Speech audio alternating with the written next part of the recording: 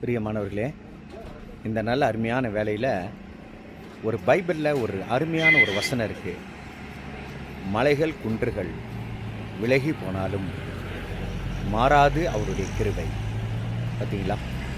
ஆகவே மலைகள் குன்றுகள் ஒரு காலத்திலே இதோ அகன்று போகும். ஆனால் தேவனாகிய ஆண்டவருடைய கிருபையோ ஒருபோதும் அது பெயராது என்று சொல்லப்பட்டிருக்கிறது.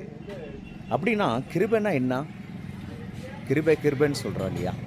ஆண்டவருடைய கிருபை, கிருபைன்னு சொன்னால் இலவசமாய் கொடுக்கப்படுகிறதான ஈவு. அப்போது அந்த கிருபையை விலை கொடுத்து வாங்க முடியாது யாருமே. அப்போது அந்த கிருபையாக எதையெல்லாம் கொடுத்துருக்காருன்னா, முக்கியமாக நம்முடைய ஜீவனையே ஆண்டவர் தத்தெடுத்து அவருடைய ஜீவனை நமக்கு கிருபையாக கொடுத்திருக்கிறார். பொன்னினாலும் வெள்ளினாலும் அல்ல, வெளியேறப்பட்ட பொன்னினாலும் வெள்ளினாலும் அல்ல, அவருடைய இரத்தத்தினாலே மீட்கும் பொருளாய் நம்மை மீட்டிருக்கிறார். எவ்வளோ பெரிய விஷயம்! ஆகவே கிருபை என்கிறதான காரியங்களில் மிக மிக முக்கியமானது அவருடைய இரத்தம்.